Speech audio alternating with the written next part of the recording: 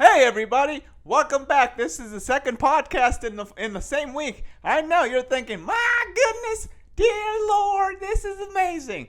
So this one is my good friend. His name is TC Morgan, and if you want to follow him on Instagram, the Captain TC at the Captain TC. If you're watching the video, it's right there, right below. And he's got some comedy shows. If you're in the area, well, go and watch them. So August 6th, that is today, right now when this episode is releasing, he's going to be at JP's Comedy Club in Gilbert, Arizona. August 7th, he's going to be at the Mint in Las Vegas, Nevada. Later that night, Joker's Jesters, I don't know if that's in the same building, but Sunday, August 8th, at the Event Center in Vegas, he's going to have a Joker's Jesters show. So he has all the information on his website. So take a look at that. August 14th, he's got a show in Mesquite, Nevada at Mad Mike's Bar.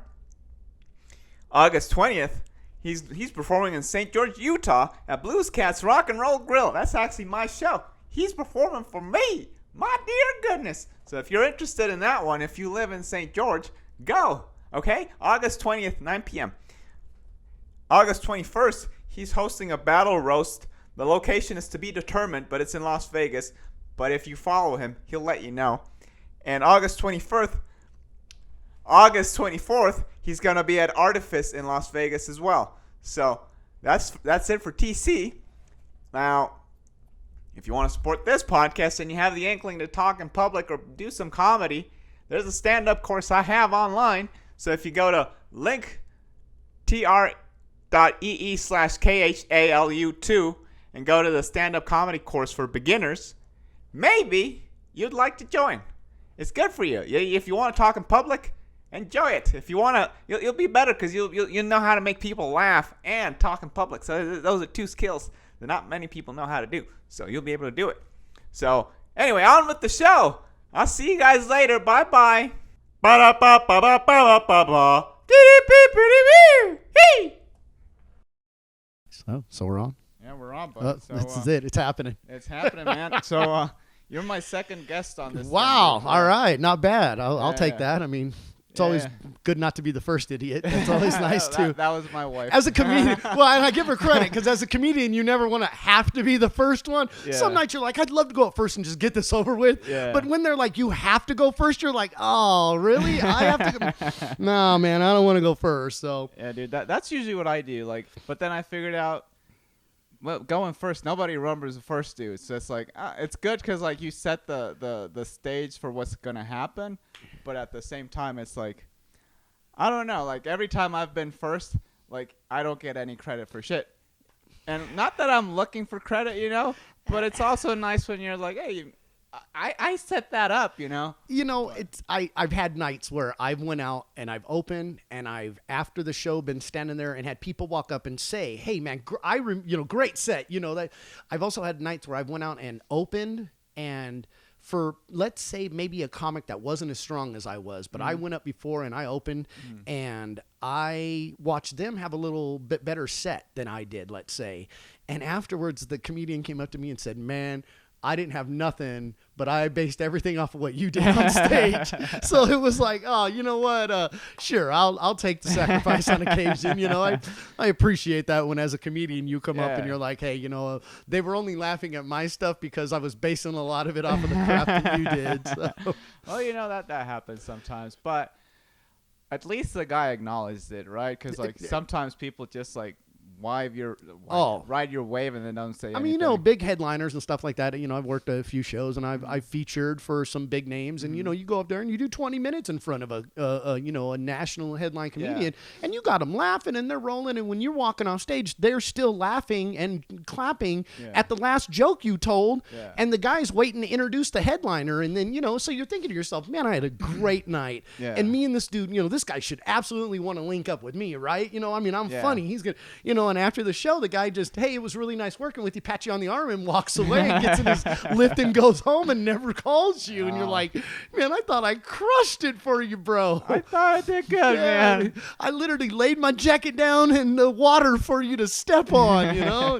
Couldn't even turn around and give me a tip of the cap. Just blow me a kiss, bro. Yeah, you know? So I've had those moments where, you know, it's like, man, can I get a free T-shirt at least? You know, catch you next year. We'll be in the same club. So you know, sometimes you gotta eat some. You know, comedy. I mean, I get asked all the time, TC. How do you book? How do you get this? How you score this gig? How did you get on this festival? When, you know, what do you do to get this commercial? You got a movie out. What you know? And it's like, you know, all of it was me. I mean, I don't have a booker. I don't have an agent for any of that stuff.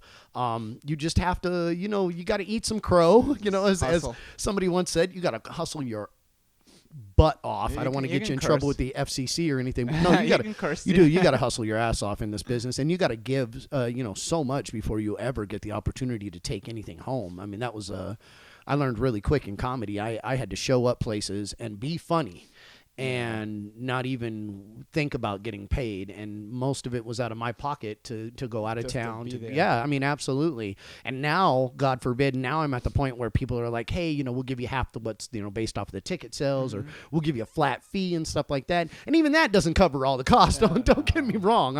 I'm still putting money out of pocket to be funny, but at least now they're like actually giving. Yeah, as a guy who's married, you understand what it's like to spend someone else's money so that you can be funny, and you know, that shit only goes so far. But no, it is nice to be at that point in life where now I'm starting to get something, you know, residual wise out of it. You know, we obviously do this for a reason. Most of us love being up there. It's clearly a passion, which is why you spend all your money and your time and your sanity trying to do this. But yeah, no, it's also a business, and that was where I kind of got from the acting side of it from the beginning. Was this is a business. If you don't approach it the right way, if you don't have certain things, that's why you're not getting booked and you're not getting called back, and that's why The Rock's starring in the next movie that you're watching.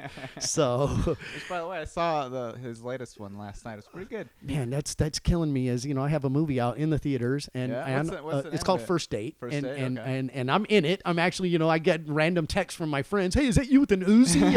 Yeah, that's me, man. So I have some lines. I'm funny in the movie, and I do all the stunts and all the fights, and it's an action comedy movie. So you know, it's one of those where from the get go you kind of get the gist that, you know, and it was so neat to watch it and then realize that I was 2 feet off a screen every time something like, you know, remotely funny would happen. I was usually there helping it make it happen. So it was kind of neat. But then, you know, that came out the same weekend as Fast and Furious 9, dude. Like, seriously, like they're on 9 and I'm getting my first shot, literally first date, and no, it was kind of heartbreaking, you know. It's one of those, you know. It's all right. Like you gotta eat it sometimes. Like I said before, man. I don't know if Rocky did as well as Rocky 2 did, so I'm one of those guys. Like when the next one comes around, I'm going for it. Dude. So, where can people find it? Oh, that's Amazon Prime. That's no, actually it was in I think it's still in theaters. It was picked up from the Sundance Film Festival, and it went into national distribution. Oh, nice. So was it actually inside? Yeah, it was actually inside the theaters and stuff here recently. We didn't have it in Vegas. That was one of the markets that didn't have it, of course. But Hollywood had it, LA had it. You know, Phoenix was playing it. A bunch of the theaters had it. That they had it in there. And then I'm one of those you know, normal cheap guys, so I rented it at home on the Amazon and watched it there in the living room, so I could you know, pause it and pee when I wanted to. So it went pretty good, and I liked it. I've done 15 films, you know what I mean? Some of them like have really cool names, and then I'm not even in the film after it was all said and done. I got cut, or you know, you go and you work your butt off, and entertainment. Yeah, no, 3 hours in makeup to be a zombie, and then to find out later you didn't even actually make that film, but they called you back for the next one, so it was cool, you know. But no, this is one of those ones I was really proud, and you know, made me laugh, and neat to see myself, and I even had that moment where I was like, hey man, you were funny, man, you know. I was laying there later, I was like, oh man, I'm kind of proud of you, you know, talking to myself, but you know, I was the only person that does it. So I did. I was really happy with it, and I'm excited to see kind of where that goes and what that leads to. And it was a great group of people to work with. All of them were very, very talented, and a couple of people that have watched the movie were like, "Hey, you didn't die at the end." Not that that's a spoiler or anything, but as the character, don't die, which that's cool though. That always means They can always bring it part back. 2. That's what I'm saying. Rocky 2, right there. That's the dream. So. That's awesome, man. So you said 15 movies you've been in? I think that's something around that. So you booked all of those by yourself? Yeah. My agent, as I recently had to, we parted ways recently. We're not in the same market anymore. But she got me one gig on the ID channel, and I played a John that went to a hooker's house. And at some point, she was murdered. So I play one of the creepy dudes that comes up and knocks on her door and says something like, hey, how's it going? That was my line, honestly. And it was all me. I made that line up. So I did get credit for that. So you're a writer, too. Huh? Yeah. Oh, yeah. No, I actually have a sitcom that I wrote and got 13 hours. It took 13 hours for them to say no. Hey, dude, that's something that happens. Like, you can... The problem is, like, they make you do all the effort. They make you give out the whole pitch and do whatever, everything else. And then they're like, you know what now? No, it was 30-something pages. It was first episode. It was a pilot.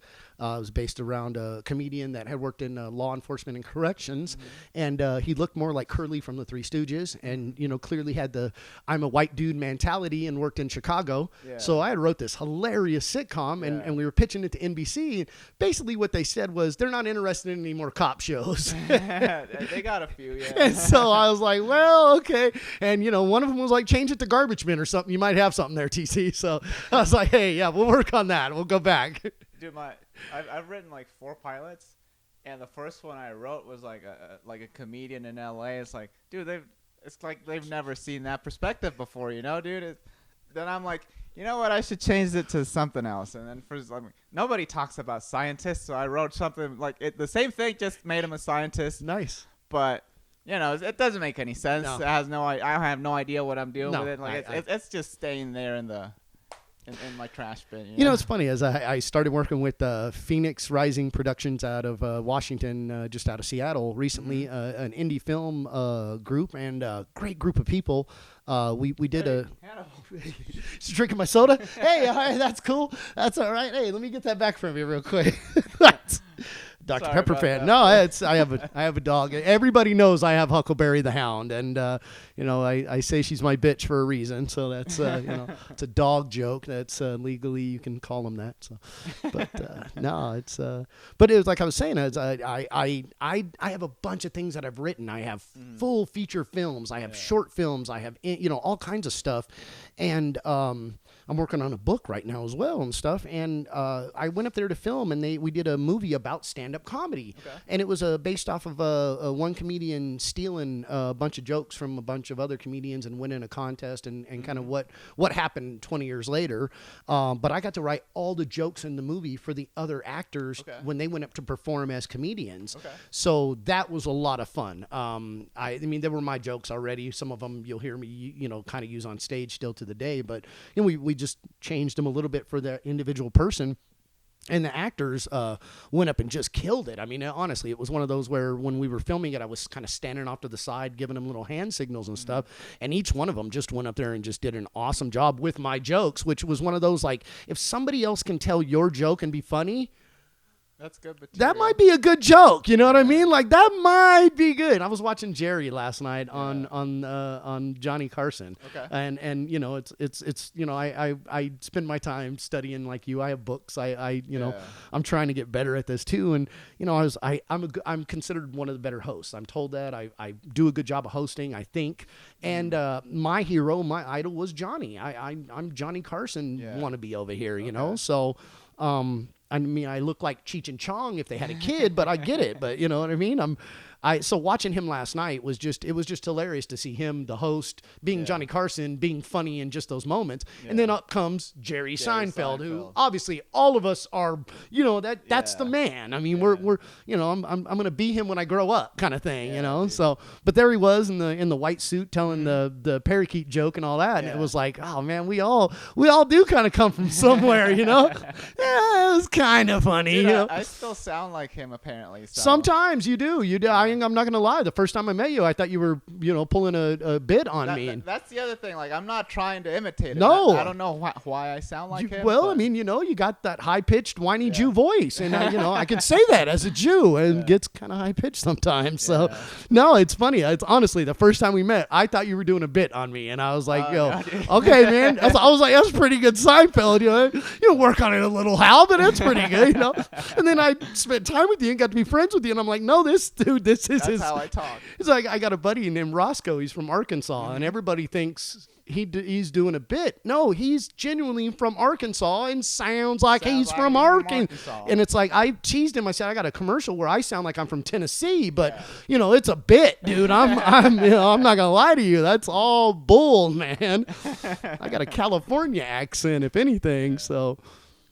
You grew up in Sacramento, right? Just south of it, actually. Stockton and then out towards Oakland, that kind of area. So yeah, just south of Sac. But spent time in Sac as a comedian. It's kind of the, it was the closest place that you could go and actually get a stage and a gig. And it was where I did my first honest open mic, where I had my 5 minutes and I stood there and waited to get into the comedy, spot and do my thing. And back then you had to bring somebody to get on stage. I drove an hour and 15 minutes to get there. Nobody wanted to come with me on a Tuesday night to go do an open mic. So I spent weeks showing up. You had to bring people to the open mic? You had to bring someone to get up. This is comedy. Remember, some people don't know where it started, and it's still like that. I remember bringer shows where you have to bring people, but it's a show. For open mic, like you just pay like $5 or something that's like that. And they were trying to eliminate the pay to play kind of thing. So what they said was, you got to bring, and if you brought someone, you were kind of guaranteed a spot. If you didn't, then your name went on the list, and obviously 20 people went up, and every night I was 25, and so for 6 weeks I showed up.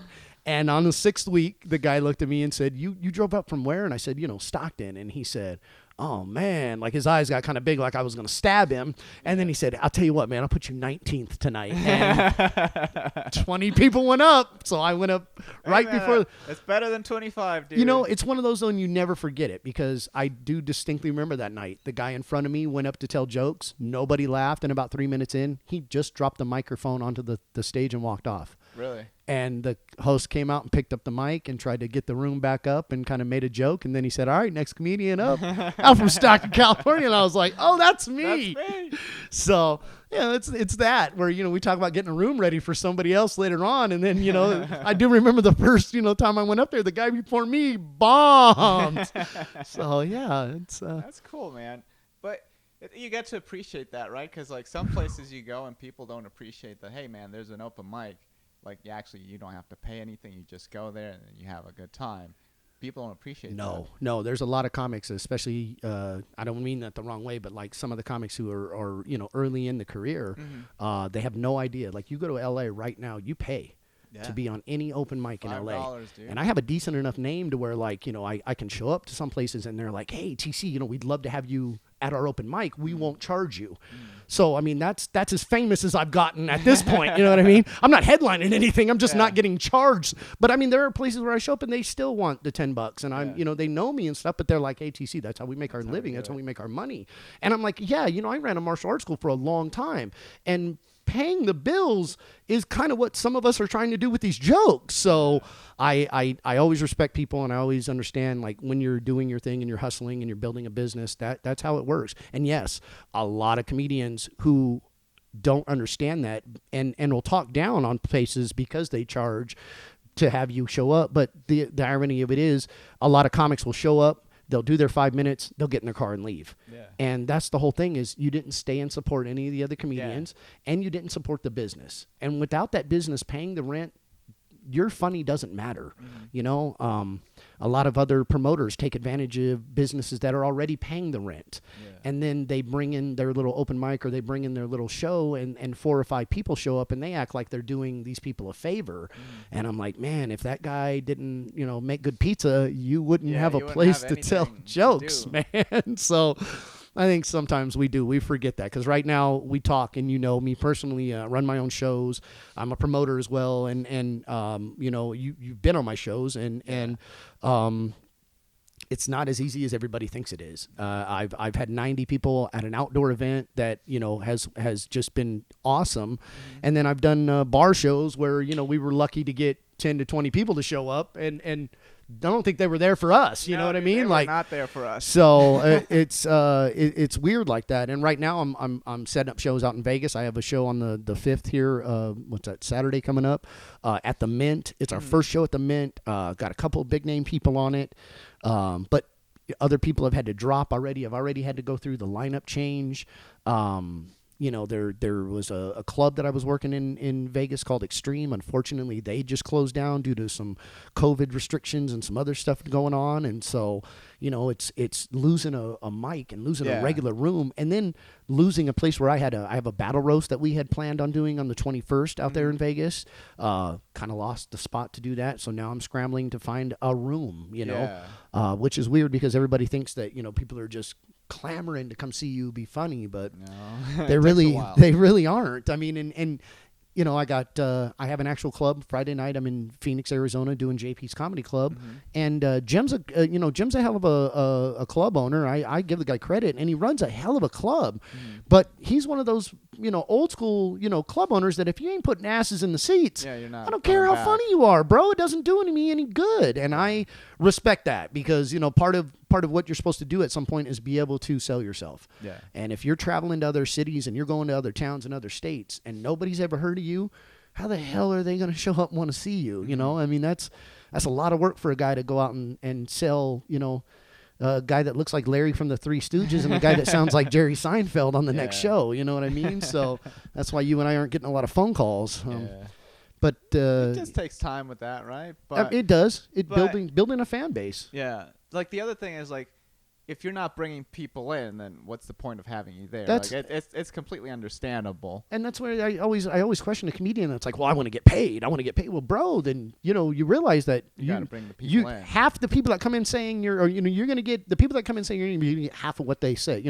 So 10 people showed up, you're going to get paid for 5 of them. You know what I mean? I mean, that's because the club has to make money too and stuff. Yeah. So I mean, if you can't put asses in the seats, honest to God, what are we doing here? And that's where you, in the beginning, as a comedian, you and I both know that's where you're like, hey, please put me on the card. Yeah. I'll drive down to Phoenix and I'll do your club if you'll just put me on. I can't. Yeah. I don't know if I can put any asses in the seats right now, but I'm funny. You don't have to pay me, and you don't have to pay me, and I'll invest into your. And so sometimes that happens. And then if you are funny, and then you do have people, and then God forbid a couple of folks showed up and said, hey, TC, man, and the club owner was like, hey, a couple of people showed up and saying your name, and you're like, yeah, I realize I'm not there yet. I'm not selling out a room in a town that I don't live in, but a couple people did come because I'm social media wise. Yeah. I know these people from some other stuff that I've done, and they think I'm funny. And of course, when people think you're funny and you are a comedian, that's when they show up to see you. So yeah, it's a lot of work. You know that. It is, dude. It is. But stage time is so important, right? To me, it's the most vital thing. I mean, and people don't seem to understand that. So the whole thing with Johnny Carson was you got 6 minutes on the Johnny Carson show. And it has to be polished, super polished. Super tight. We've talked about that. It wasn't 5:57 and it wasn't 6:02. It was 6 minutes on the dot. And, you hear guys like Jerry Seinfeld and guys like, that went up there and they could see the timer and they knew in their head that they had an extra joke that they weren't going to be able to tell and stuff like that. That's stage time. That's presence on stage. Yeah. You and I probably started around the same time in comedy. How long where have it was, you been doing it? I think it's about 5 years now professionally, 4 or 5. I've been doing it for 7 now. See, and that's, and before that I had the MMA gym and I was the funny guy that can knock you out. So I was always, and that helped a lot because I was already on stage. I was already running a show. I was refereeing, and being the referee was literally being a stand-up comedian with 2 guys trying to kill themselves. Yeah. So that was a fun, I definitely had some some of that going in. But, you started at 5 minutes, I'm sure. Yep. There were some places Some at 3 places minutes. at 3, dude. 3. My That's first open mic, dude. I went not recommended, but I went to the Improv. That was my first open mic, dude. And they were doing some sort of competition, so I had 2 minutes. Wow. My jokes are stories. I don't tell like one-liners. Yeah, I'm with you. So, dude, I told one story. They lit me up. I'm like, I don't know what to. Thank you, bye. I didn't even finish the joke. Like, I didn't say a joke. Like, I just was telling a story, and I didn't. And have you heard of Jamar Neighbors? I believe that. Yeah. Okay, so he was the host at the time at the Improv, and he's like, dude, you didn't even tell your joke. I'm like, I don't know, dude. I'm sorry. I'm really nervous. I mean, it's true. 3 minutes was the shortest, I think, and and you have to be ready to go, and you have to be tight, and it has to be funny, and it can't be a joke about your great grandma's dog that takes 9 minutes to get out. I mean, it's and so that was kind of and somebody once said, "Oh man, 5 minutes isn't enough time to be funny," and I was like, "Man, you're gonna have to learn." Some stuff about comedy then, learn to figure it out. You got to get punchy real quick then, you know what I mean? And maybe don't tell those long jokes that you think are funny. Yeah. Tell the jokes that people are laughing at, So I'm with you. I was in Colorado Springs the other night. I did 20 minutes. I recorded it. It was a good set. But it was one of those where I'm traveling through that storm, that monsoon that came through. Yeah. There were the road had washed out. Actually, Highway 70 had washed out. There was a mudslide. Wow. So I ended up having to take like an alternate route. I mean, I was in the middle of the night. It was almost 2 a.m. I was driving through the Rockies. There was a thunderstorm on the left of me and a thunderstorm on the right of me, both just wailing down. I felt like I was driving to Transylvania. Yeah, it was like I thought, okay, I'm gonna die. Yeah. This is it. I'm gonna die. I'll do anything for comedy, man. Like I felt like I was gonna be in the side of a ditch just cursing these jokes. Were you by yourself? Yeah, by myself. So it was, little bit of one of those moments where it was, the captain solo here. So got to be ready, but dude, by the way, I know this story, but like just to inform people, where did you get the nickname the Captain? Okay. So my name is Terry C. Morgan. What's the C stand Clifford. for? Clifford. Oh, yeah. Cliff. Yeah. Okay. Yeah, that's Cliff. Named after my pops is so I got TC because my grandma was smart, and my grandpa's Clifford. So there was this whole thing. You tighten it up. She didn't want the bunch of idiots showing up. So so she called me TC. So growing up, my whole I was TC. I joined the Navy at 17. My last name is Morgan. Dude, you were a young fella. Yeah, sometimes you gotta decide, make choices. It was way better options than what I had. So I jumped ship there, so they say, and I joined. And some of the guys thought it was funny to call me Captain Morgan. And that's what I was thinking. Like I'm like, is he aware that his name is Captain Morgan? Yeah, and so, but they didn't, not necessarily so funny because I was a drunken pirate, runner kind of guy, but because I wasn't a captain. Yeah. And you get in trouble when other people call you captain and you're not a captain. So guys thought that was funny. So a couple of dudes would call me captain in front of a petty officer or in front of an officer just to get a rise. Just to mess with you. And I'd get yelled at, or I'd get the eye, and somebody would look at my, name on my uniform and look at me and then look at the other guy and be all, you think he's a captain? Thank you. But then I got out and I was in martial arts. I got into kung fu and I started kickboxing. And when you go up there and they're like, what do we call you? And I'm standing there and I'm like, TC Morgan, and one of my buddies is like, hey, the captain, man, captain, and it's like, oh, you know what? And so they made my first shirt, and it looked like a Raiders ripoff.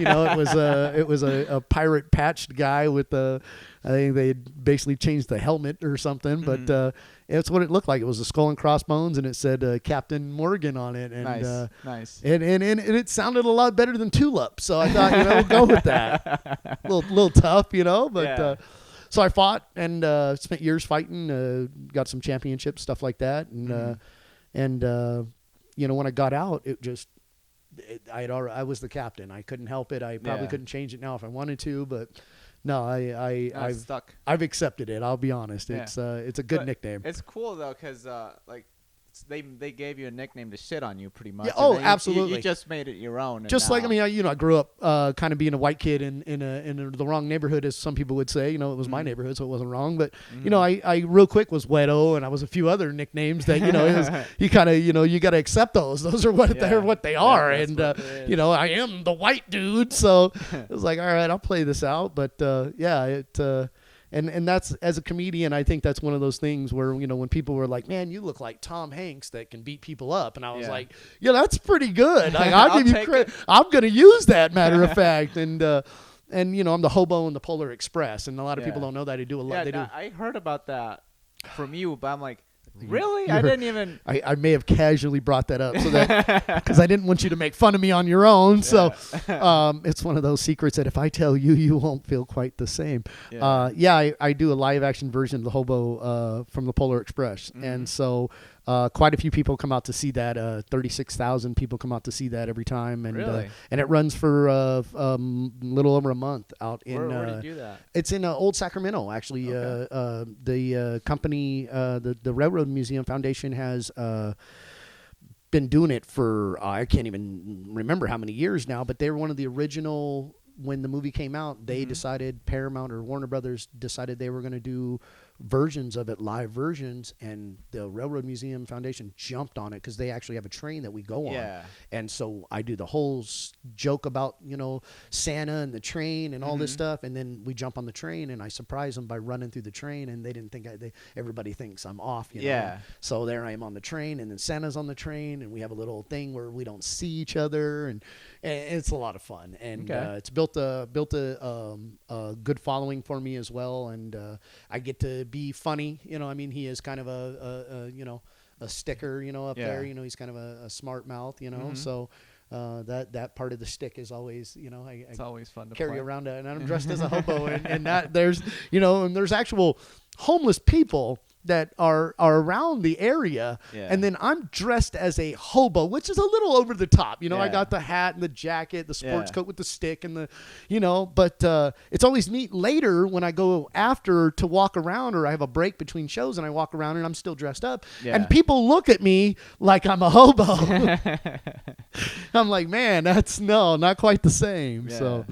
Yeah, that's a lot of fun. I'm hoping with everything with the COVID restriction and stuff, hopefully we get back up this year and get to put on a show. Yeah, dude, that'd be cool, man. Because I'm starting to see like they're starting to close things down again, or like at least making a mask mandate again or something. So yeah, I just did the Comedy Store a couple weeks ago. Super proud moment as a comedian. Honest to God, went in the bathroom and cried and stuff. Came off stage, did the battle roast for Jeff Ross. Too Short, the rapper, was there. Great panel of judges.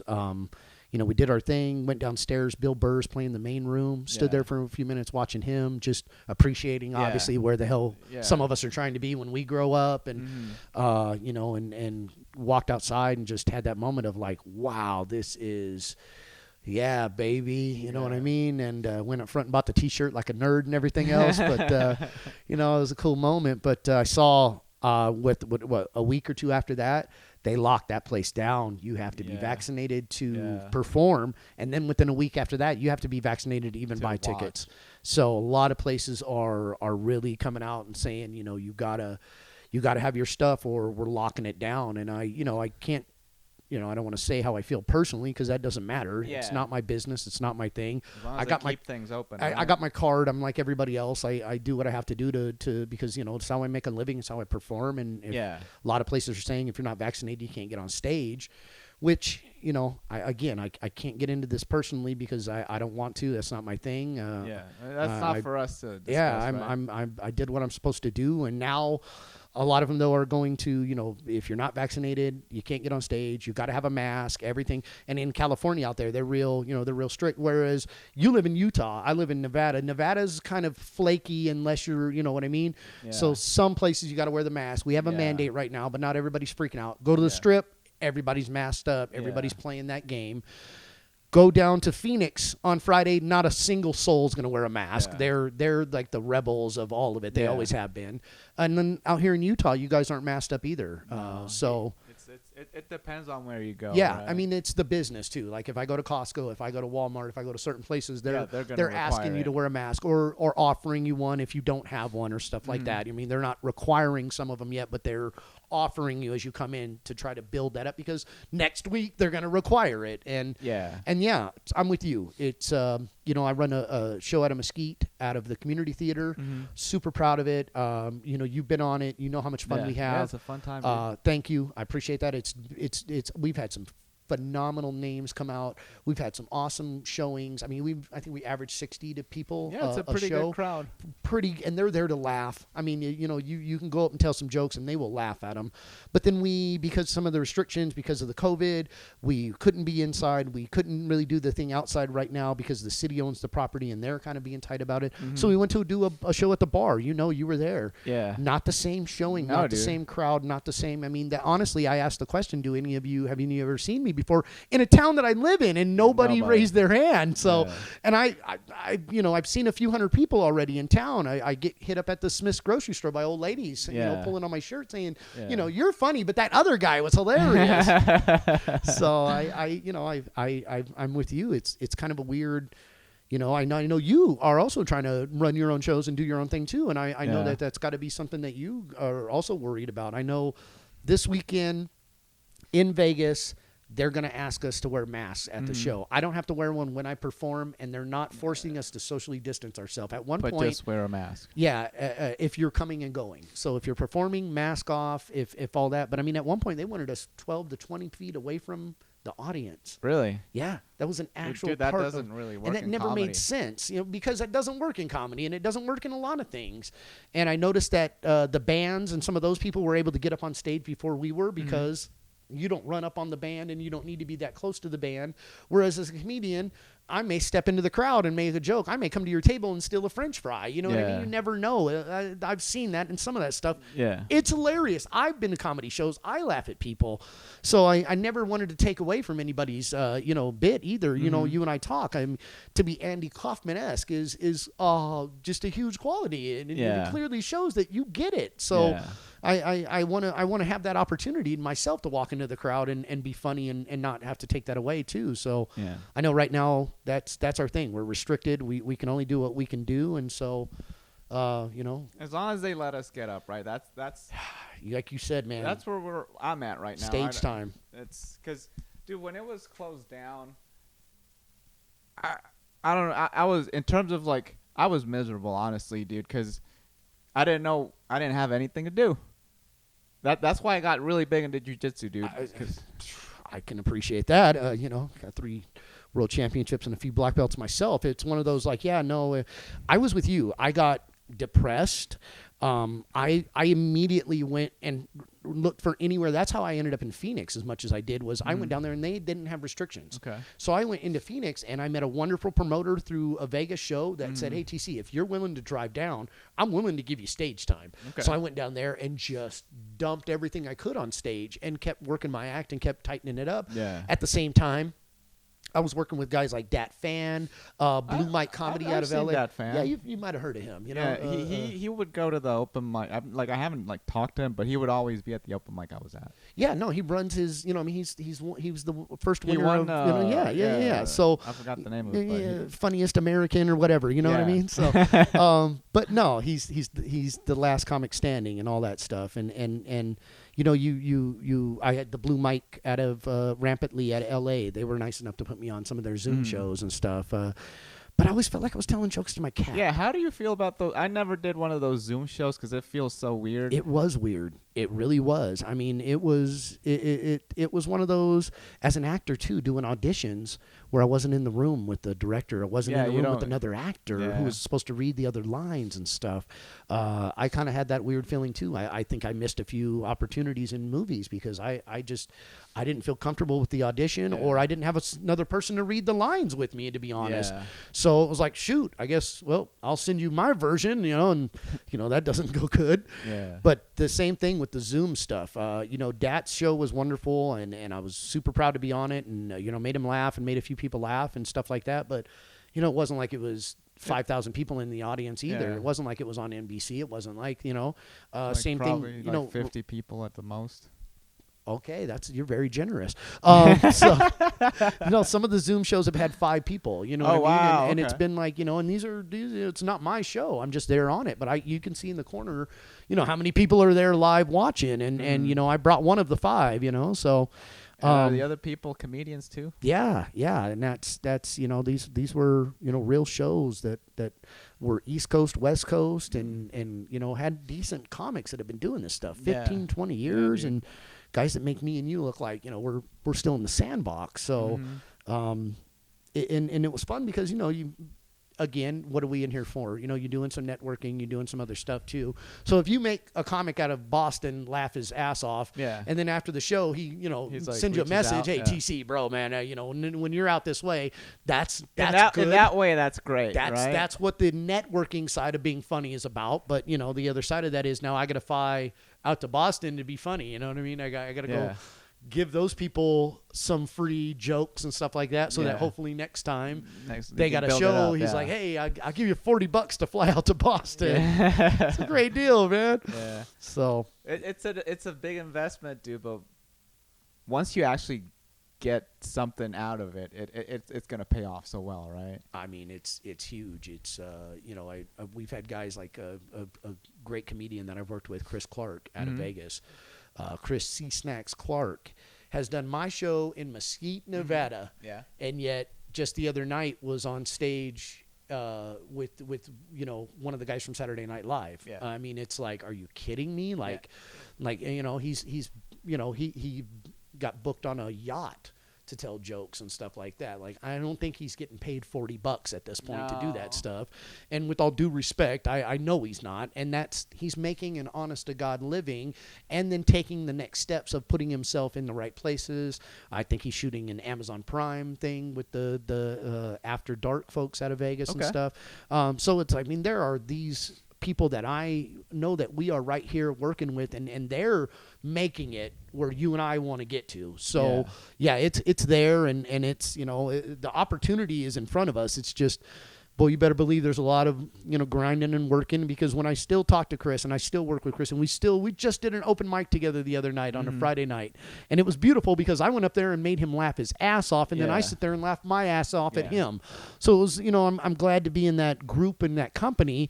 But here we are on a Friday night doing an open mic. I mean, this is this dude's a man, and I'm like, I guess there really is like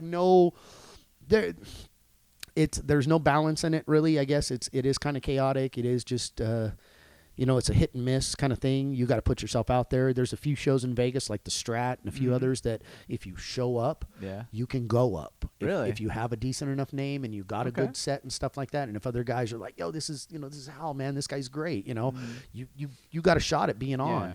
But you got to be there. You got to be sitting there at 10:30 on a Saturday night, which usually means you don't have a gig, and it's like I've had gigs out of town and I've had gigs in town, and I've missed a couple opportunities where people were like, yo, TC, I was going to introduce you. And I'm like, man, believe me, I want to be introduced, but I can't give up my time on a mic in front of a crowd for a hopefully in front of a better crowd. I mean, don't get me wrong, you're robbing Peter to pay Paul at that point. And as a Jew, I don't know, man, I'm not really good at robbing dudes, so I do it the old-fashioned way. So it's kind of building your name out there and getting yourself out there and ultimately to put asses in the seats. Yeah. Because at some point I want to be booked in clubs all over, and I want people to actually show up to those clubs because they want to see me, which is, kind of the reason why I work in the film and the television world is because it's exposure, right? To do that. I just did that indie film. I mean, that's going to be shown on 18 different channels in 60 different languages when it comes out.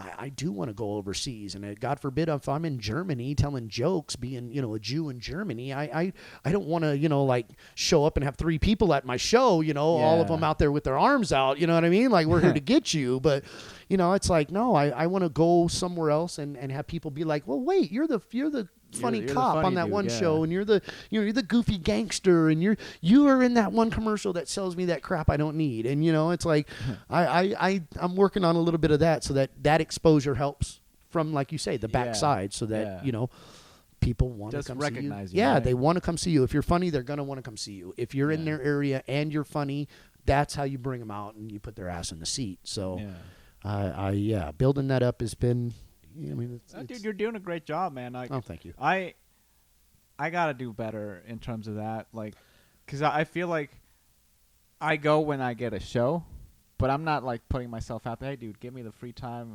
give me the free spot. I'll be there, and then eventually, like, I gotta do more of that. And it's kind of funny because as we talked, I've gotten bigger in this last year probably than anything. 2 years, I'd say. It's been a really good 2 years. With the website and with some different stuff, everybody was like, "Oh, you got an electronic press kit, TC?" And I'm like, "I don't even know what that is." Like, I have a headshots, I got all this other stuff, but what's this electronic press kit? Come to find out, it's basically a website. You know what I mean? So I went and got captainscomedy.com, and then I just started sending that out to everybody, along with a reel, along with a clip, along with some, hey, by the way, I do have some stuff where you could probably sell me to a crowd if you told them I was the hobo, if you told them I was a zombie in Resident Evil, you told them some crap like that, they might, But if not, then I'll go and feature for your headliner. You know what I mean? That was the other side of it, was I never let my ego get in the way. Yeah. So it was always like, hey, I'd love to be the headliner of your show. If you don't think I'm good enough, that's cool. I get it. Put me in there. Give me a shot. And even if it's just 10-minute guest spot, I'll show up and crush 10 minutes for you. And then you're going to want me on the next one. And unfortunately, losing a club like Extreme in Vegas, it was great because I was hosting the open mic on Sundays, but Monday through Saturday they had shows, and even Sunday night they had shows. Yeah. So if I hung around, I could pick up a guest spot. Yeah. If I spoke with the owner or whoever was putting on the show in the next couple of days and said, "Hey, do you have an open spot? Are you looking for anyone?" And they were always, literally 9 out of 10 of them were like, hell yeah, TC, you can get on. Yeah. So that kind of stage time, man, it's it's worth millions of dollars, obviously, because that's, somebody once told me you can never buy time on stage or time on screen. You will never have enough money. No. So you can go make a film right now, but it's going to suck and nobody's ever going to see it. Yeah. You can think you're funny and you can go rent a hall right now, but nobody's going to show up and watch you. No. You know what I mean? So that was the other side of it. It's like, you got to put in some. It takes time, right? It takes a minute to get there, but like it's definitely worth it. Yeah, no, I love it. I love every minute of it.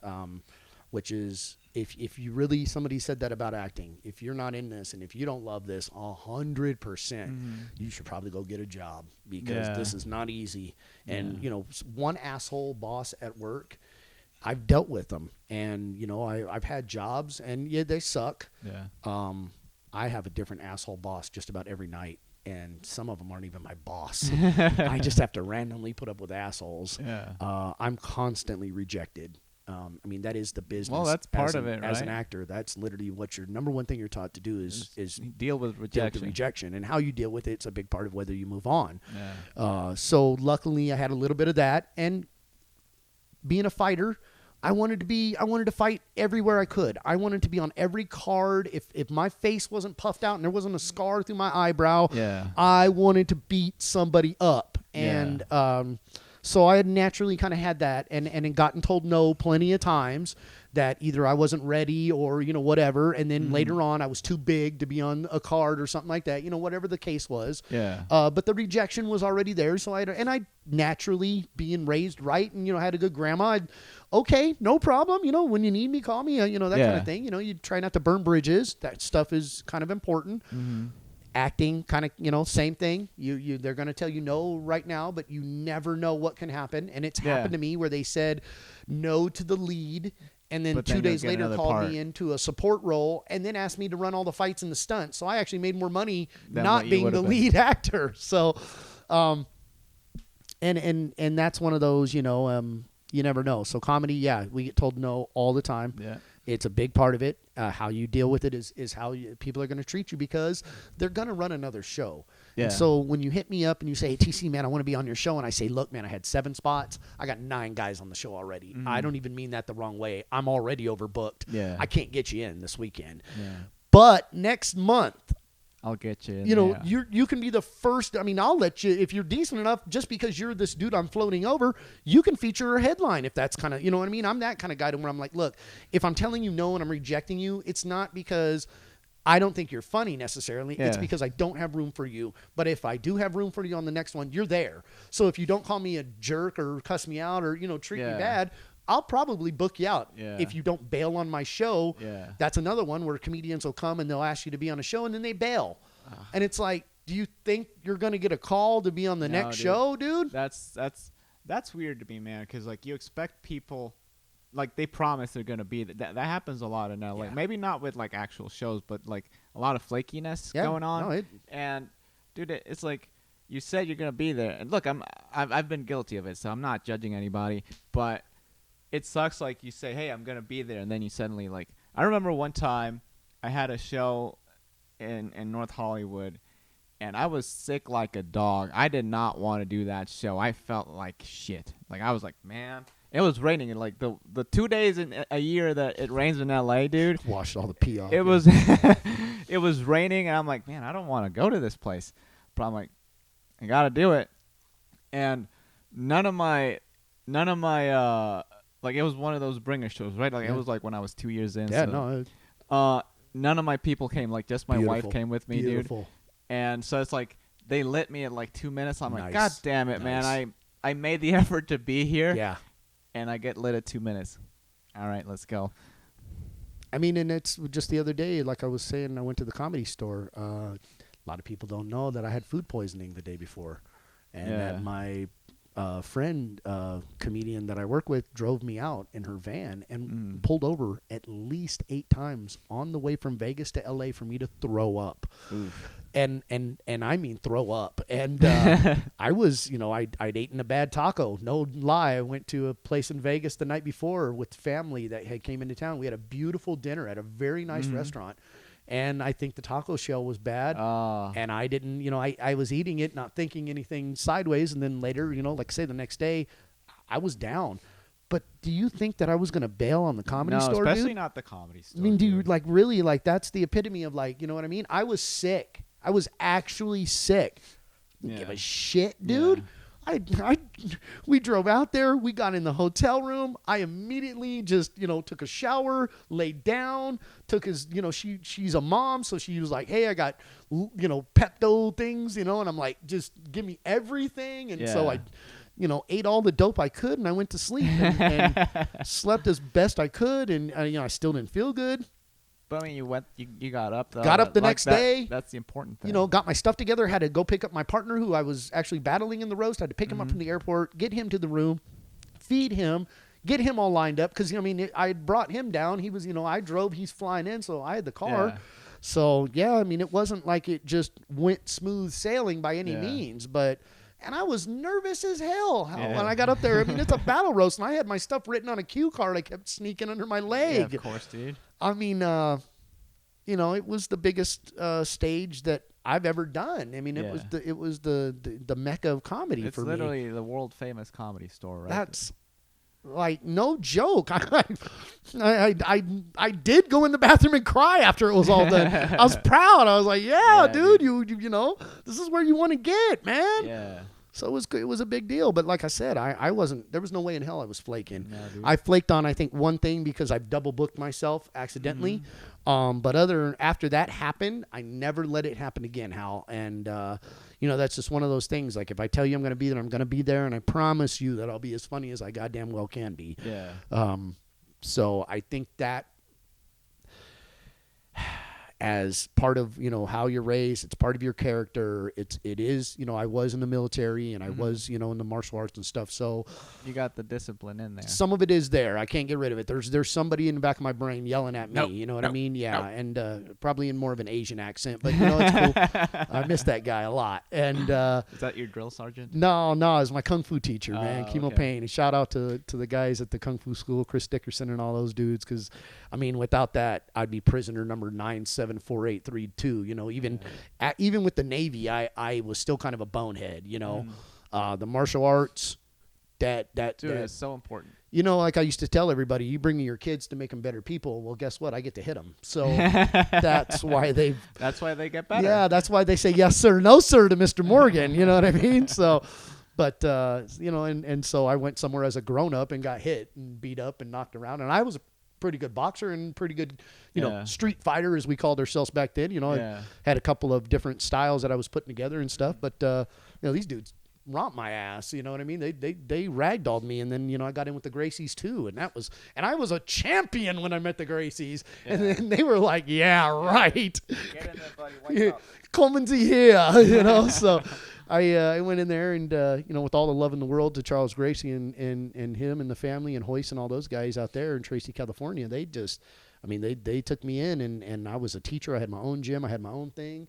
And they treated me with the utmost respect. I trained in a black belt class. I look back on those times on the mats, and it just, those are some of the funnest moments of my life. You know what I mean? I see guys now moving on, getting, their red belts and their degrees of master and stuff like that. And I didn't, but I'm proud as hell to have rolled with those guys. Yeah, and, my ears aren't cauliflowered because there was only a couple of us wearing the old wrestling covers. Dude, I'm wearing that right now. Get teased. Don't care. Hey, man, I like my ears, My wife told me, look, bud, she met me. She said, you fight, right? And I said, yeah, I'm a kickboxer. I got, a couple belts already.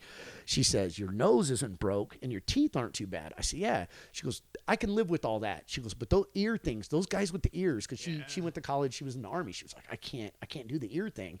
So when I got heavier and I was like, okay, we're doing this full time, I did. I went and bought the ear covers. I looked really goofy.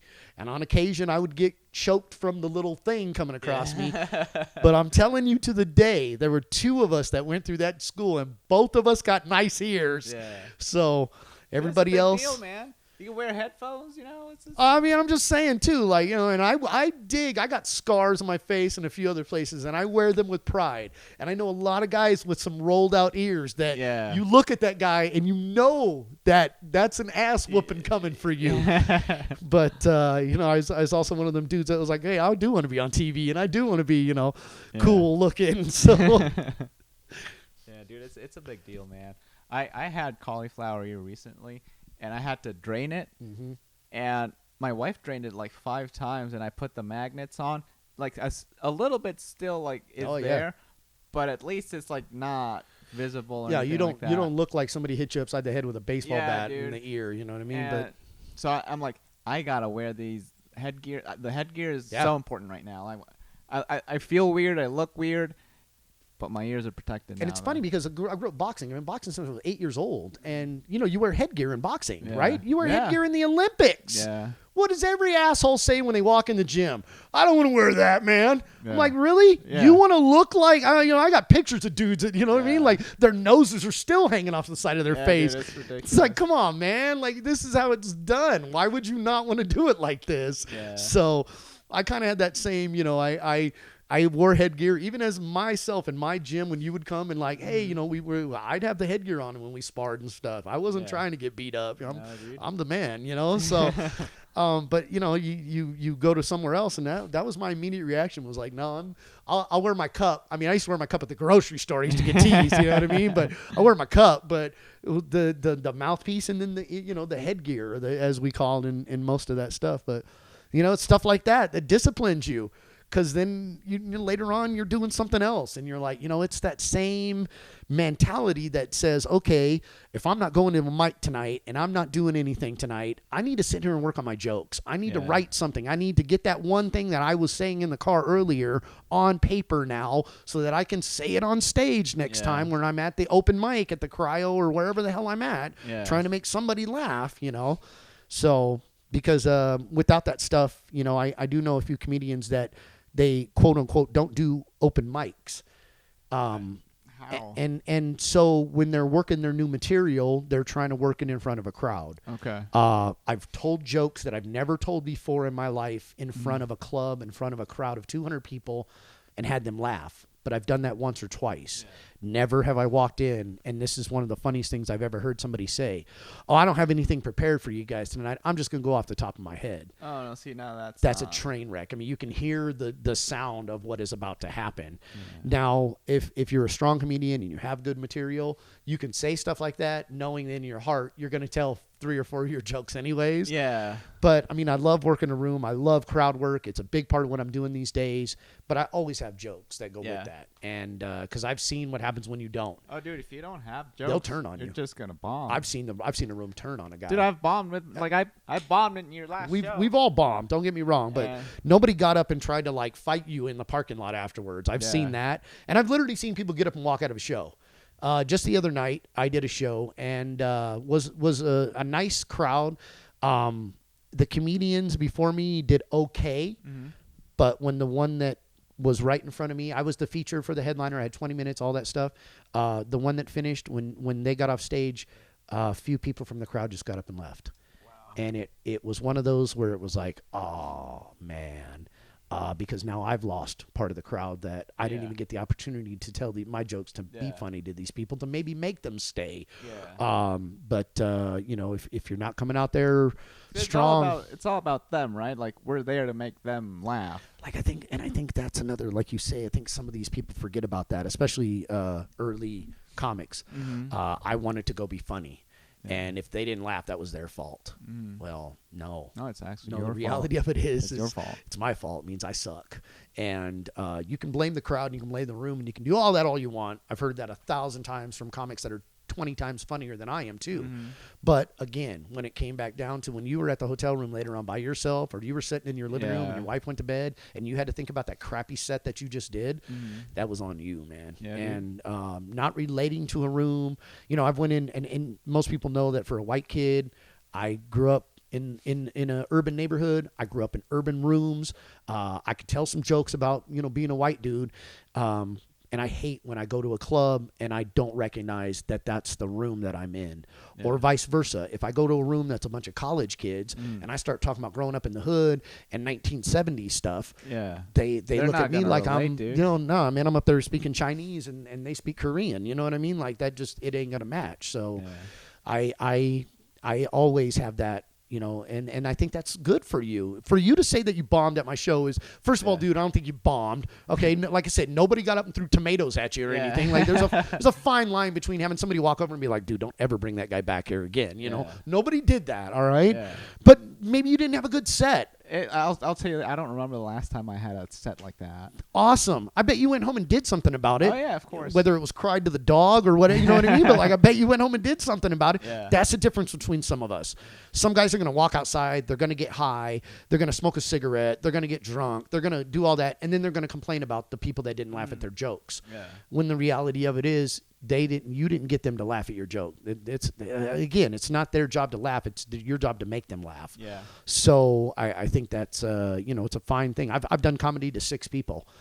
Damn, if I didn't have all 6 of them laughing at one point. Yeah. You know what I mean? And that's was killing, dude. If there's only 6 people, 100%, man. And they're all laughing. It's 100%. You know what I mean? Like it's like that sometimes. And I also know that I've done 200 people in a room, and I've heard every damn near one of them laugh at the same time, and that's phenomenal. I mean, it's one of the greatest feelings that we get. It's better than drugs. That's why some of us are up there. So, because I can buy drugs. But no, I think that's a big part of what you're doing up there is important, and how you're relating to the crowd and how some of that stuff, it matters. Yeah. And some rooms you can't go in and work the crowd because it's not what they're there for. No, they're just there to watch you. And a lot of people are scared that you're going to make fun of them. If they sit in the front row, that you're going to, Gallagher and smash watermelons on their ass or something like that. And it's like, no, man, I don't go out there trying to rip on nobody. I'll make fun of the last comic before I'll make fun of you, and I'll only make fun of the crowd if they're asking for it. Yeah, there are people that are into that stuff. There are guys that'll say stuff. There, and that's fun because I'm also one of those people that if I'm at a show and like you ask me or you say something to me, I will talk back to you from the crowd because you've now gotten me involved and that's part of it. Like this is gonna get funnier, I promise. Yeah. So I just recently had a guy like that out there in Vegas, and we were doing a show in the couple, and I told a joke, and I said something about being in a movie and how it's an actual movie that's in the theaters, not the kind you make on your cell phone. And he laughed and thought that was hilarious. And next thing you know, him and I had a bit going where I was, his wife was rolling because I was saying, oh man, I forgot I wasn't supposed to tell anybody about that. And then I looked at the crowd and I said, yeah, we're in a kit group together. We share things. Yeah. Videos, photos of each other's wives. And so, it's like, I had him laughing, and it was all because this dude and I kind of had a little back and forth. Well, damn if the headliner that went up there that night didn't have this Whitney Houston bit that he did where he sings and goes out into the crowd. Yeah. Who did he walk into the crowd to? Of course, the dude that I had already set up. So there's great moments there, and there are people that obviously you can work with, but there's like I said, it's funny when there's nobody there and you feel like you're at a family talent show, but I mean, you're there to make them laugh, and that's your job. So if there's only 5 or 6 people there, you better make 5 or 6 of them people laugh. You got to give everybody a show. What if there was supposed to be like 30 or 40 people there, but only 2 showed up? Well, then those are the people that you play to. I'm going to kill those 2 people. Are going to walk out of here telling the other 28 people how they missed that goddamn show. Yeah. I mean, I think that's what you're supposed to do at the end of the day is, I missed a Kung Fu practice one time. And when I asked one of the other guys in Kung Fu what we did that day, he looked at me and said, I can't tell you. Sifu said we weren't supposed to tell the 3 guys that missed practice what we did. I lost my mind. It was the same crap we probably did every other day, right? Yeah. And it wasn't like he was going to keep it from me forever. Yeah. But, man, I didn't want to miss another practice. Yeah. So it's, I think that, if you only had 2 people or 5 people, you want those people going home talking about how awesome you were. Yeah. And I mean, otherwise those 2 or 5 people are going to go home and tell everybody how crappy you were. Because that's the other side of this stuff. After running my own business in the town I grew up in, where I was literally born in the hospital, where I had went to school, and now I was teaching martial arts to kids people that I went to school with. I mean, it's your reputation is pretty much right out there on the street. Yeah. So, you kind of had to, you gotta carry your stuff a little bit, and if they came into my gym and I was cussing at kids, or if I was acting a fool or doing any of the things that I didn't consider to be good, they would have called me out, or they would have and there are people still talking bad about me, which that's cool. I need that. You got to have some haters, but it was at least it was for the right reasons. I never did anybody wrong for the stuff that I believed in, and I think that's a big part of the comedy. Like I said, that's what makes you show up when you say you're going to show up. That's what makes you work on the jokes when you don't have a mic.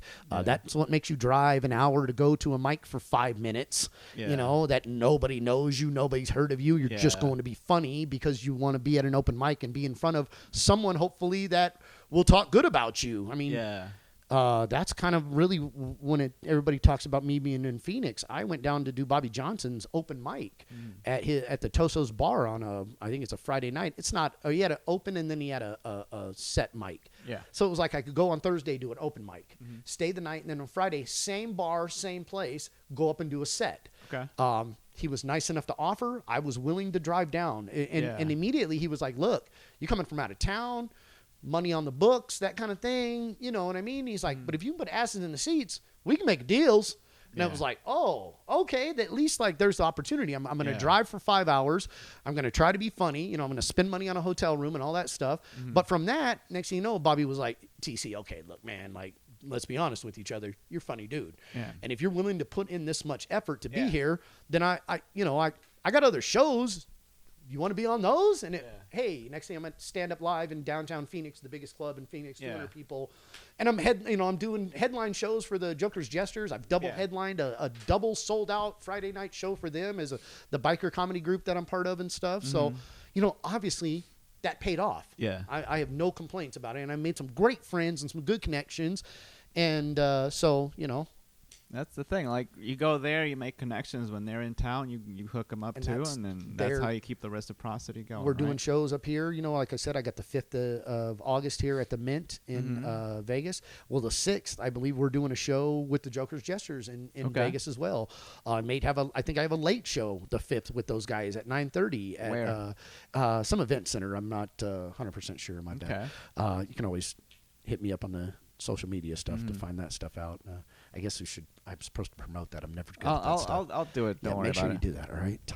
Talk good about me. So just don't give them my home address. That's no, that's same here, man. That's one of my favorite. One of my favorite Bill Burr, moments. He's on like I don't know, it's like talk, sports talk radio or something like that, and they're talking about him being from Boston. And the girl in the back, she's like, "So where are you from? Everybody thinks you're a Southie. Where you live out in Boston." He looks at her and he goes, "You're gorgeous. You live in Boston. Do you tell people where you live?" He goes, "I'm not telling people where I fucking live in Boston. You assholes will be showing up left and right." Yeah, dude. So I'm with you. It's ridiculous. You can't divulge that kind of information. No, and it's funny, you try to be out there for people as much as you can, but there's always a fine line of like, hey, there's a private life that goes with some of this, and some of us do have family and things like that, and my dog will bark and bite you if you just randomly show up. So that's her job. Yeah. So, so after the 6th, how many just run down your shows just to wow. Okay, so Friday night I'm out here at JP's Comedy Club in Gilbert, Arizona. Saturday it's the Mint in what date is that? August 5th is JP's. Friday, August 6th is now you got me messed up, Hal. You're asking I want you to. You're asking for actual dates and times. To tell the people. Man, that's called actually promoting yourself, and then you'd have to not be an idiot like me. All right, let's try this again. Okay, so yes, August 6th, JP's Comedy Club, Gilbert, Arizona. Show starts at 7 p.m. If you're in the area, please come out and mention TC. So August 7th, the Mint, right off of the Strip. It's the green building. That's why it's the Mint. It's kind of hard to miss that one. We got a show there. It's 8 o'clock. We have a comedy and then DJs afterwards. World-class DJs, a couple of them on the show there as well. Later that night, I'll be doing a show with Joker's Jesters. And then the Sunday, the 8th, I will also be doing a show with the Joker's Jesters at the Event Center in Vegas. And then it looks like we are back out in Mesquite, August 14th. I'm going to do a Mad Mike show. Looks like after that, I'll be messing around with this dude named Hal on the 20th. And I have a battle roast, hopefully the 21st. Because the club closed down, we're still kind of, we're trying to relocate that. But we're going to do an actual battle roast. Try to be like a satellite affiliate for Jeff Ross and those guys. Get some of you guys ready so that when the opportunity comes to go do the battle roast down there, the televised actual Comedy Central shown battle roast, you don't walk in there and be like, I'm okay at this. I talk trash to my dog all the time. So it's trying to build some of that up. Looks like the 24th on the Tuesday, I'm at the Artifice with Fitzy and those guys. Yeah, Sean. I've done a couple of his shows now. Love that guy. That's a great crowd. I love that guy personally. Jiu-jitsu guy. He's a fun dude. You spend time around him? I talked to him for a bit. Jiu-jitsu guy too. Yeah, that's the thing. He's a black belt. Yeah. I told him, I'm a white belt. He's like, how many stripes am I for? Yeah, you're almost a blue belt. I'm like, still, I don't want to say that because I don't have the belt though. He's so cute. It's like met him, and he's like, oh, so you fought and you had like a gym and like, oh wow, TC, I know some of your guys. I'm like, great, that's and I said, how'd your career go? He goes, well, I won like 5 and lost 11, so I decided it was time to get out. I was like, I love you even more now. He teaches like hot yoga and stuff there in Vegas. I was just talking to him the other night at a mic, and I was like, man, I've been in the car so much, I feel like I need to do some yoga, bro. So he was like, come on, TC. So that's awesome. And then I think from there, I'm maybe the 28th that we're talking about doing a Renaissance Comedy Festival in Vegas with Kelly Lee Williams and those guys. So I might be going down there to play some music, some comedy music. Right. Daddy Priest and I are working on some Cheech and Chong covers and stuff like that. So, some of that stuff is fun because what people don't realize is you and I can go up and we can drop F-bombs all day and, talk about our tallywhackers and do all that stuff, but not everybody can go up and do a clean set. Yeah. Most of the time music is clean. Yeah. And that's what a lot of people didn't realize when it came to booking and stuff. They were like, well, how come they're doing bands at the casinos, TC? I'm like, well, none of them are up there talking about, grandma's vagina. Yeah, exactly. You know what I mean? So it was like, and they're just cover bands.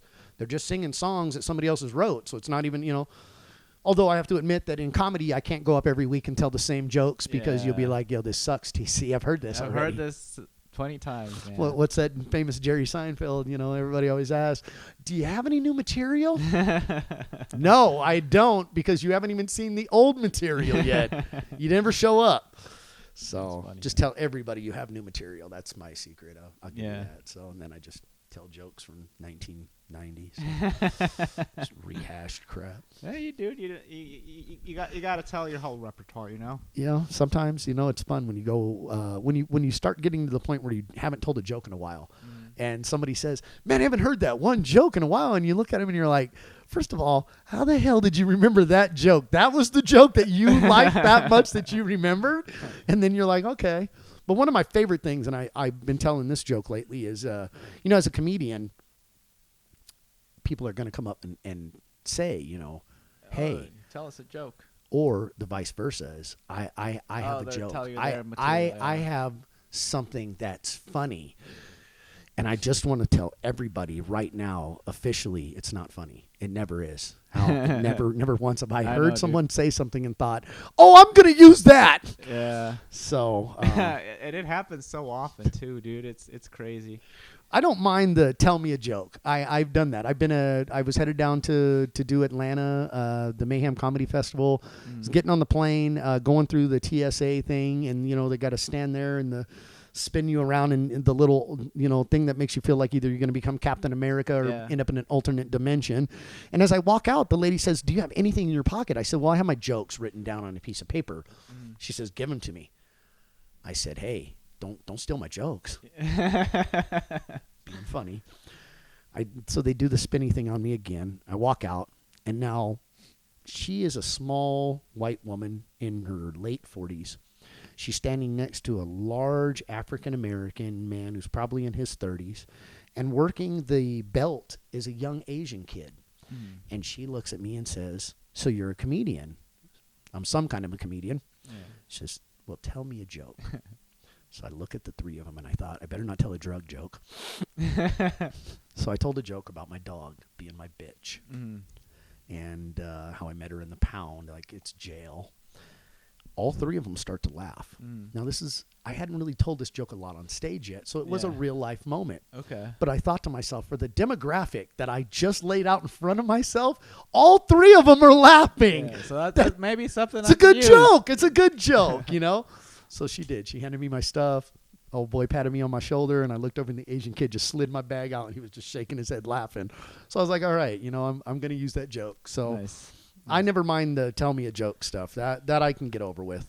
I laugh at when people like, hey, tell me a joke. I'll laugh, but I don't usually tell them a joke, because it's it's a 50-50, right? Like, you're either going to bomb real bad and you're not that funny, or it's going to go well. It's an audience of one usually too. So it's not like, I'm like, hey, you didn't pay to hear this. Sure. So I'm with you. I usually keep it I make some type of other joke or reference to get away from telling the joke. Some sort of sidestepping. That's what I do. On occasion, if I have a group and it's the right, and I'm feeling it, right setting, I'll let them fly, because, you really are in that moment where you're selling yourself constantly. And if these people think you're funny, and I've said this from the get-go. If you're funny in real life, you're funny. That's kind of one of those things. Yeah. Great writers are great writers. I've heard some funny stories and seen some great jokes played out on stage. But afterwards in the green room, I didn't think the guy was very funny. You know what I mean? Whereas I've always kind of been a goofy, funny guy. Yeah. So I took that as this is who I am and this is what I got. So I have a little bit of that too, dude, where it's either you're funny or you ain't. Yeah. And if you ain't, maybe you just need to work on it. It's just I've been in groups where I'm making them laugh the whole time, and they're like, well, you're a comedian, tell us a joke. I'm like, what do you think this whole thing has been? This whole time I've been cracking you up, and now you want to joke? What do you think I was thinking? Yo mama? Is that what I got to say? Oh, man. That's too good. All right, dude. Well, let's wrap this up, man. This has been a fun time. Thanks for coming all the way over here, dude. No problem. So I'll promote your stuff over there. Yeah, I mean, and then click on that. Click on the thing. Thanks for coming out, dude. Anytime. See you soon, man. Absolutely. Bye-bye.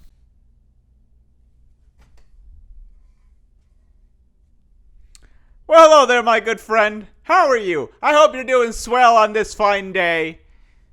You know, there was one time where I enjoyed someone's video, and I didn't know how to get the next one. So I thought to myself, oh, what if I subscribe to their video? What a novel thought. If you enjoyed this video, would you please like it?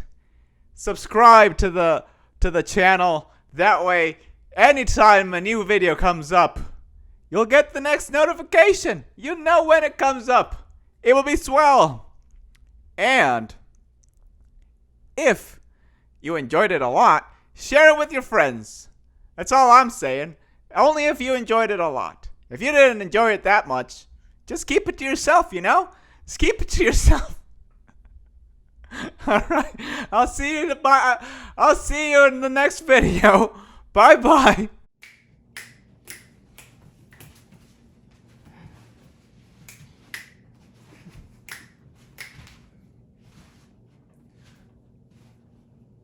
Whoo! Oh my. Hi, I didn't see you there, but you know, since I got you here, let me ask you a couple questions. Would you like to support this podcast?